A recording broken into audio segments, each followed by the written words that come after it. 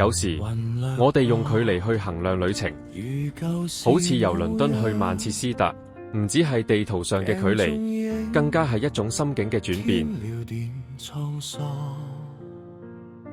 其實我哋一直追尋嘅唔係目的地嘅風景，而係嗰種曾經熟悉嘅自己。今日兩條軌跡交匯，一段跨越多年嘅友誼喺呢度靜靜地停低，歇一歇。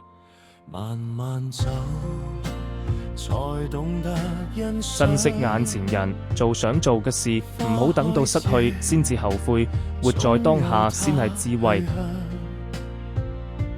人生冇永遠來日方長，與其擔心聽日，不如做好今日。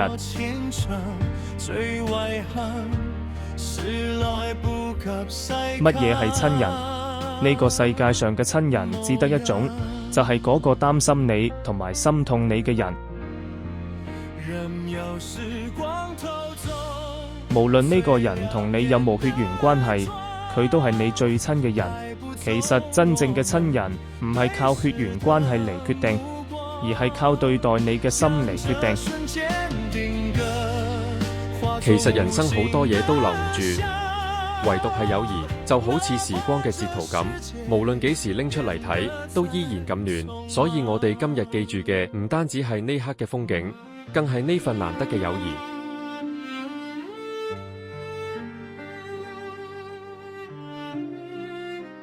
花無百日紅，人無千日好。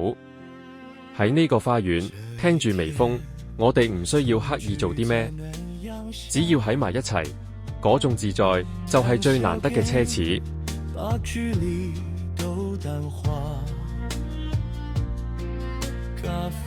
抬頭望下啲雲，你會發現佢哋同我哋細個嗰陣冇咩分別，但係望下塊鏡，就發現當年幼氣嘅面孔已經唔知去咗邊。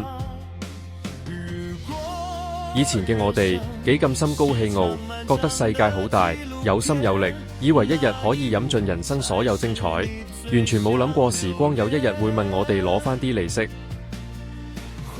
不過當我哋肯慢落嚟，先至真正明白，時光雖然係個小偷，帶走咗我哋嘅青春，但佢永遠偷唔走我哋嘅回憶。呢啲回憶就好似時光日記裏面嘅一張張截圖，無論過咗幾耐，依然咁鮮明。夕陽西下，呢次相聚話咁快就過，但我哋帶走嘅係一份更加厚實嘅情誼。因為只要仲有人記得，呢段旅程就永遠唔會結束。多謝收睇我嘅流動日記，時光截圖，我哋下次再見。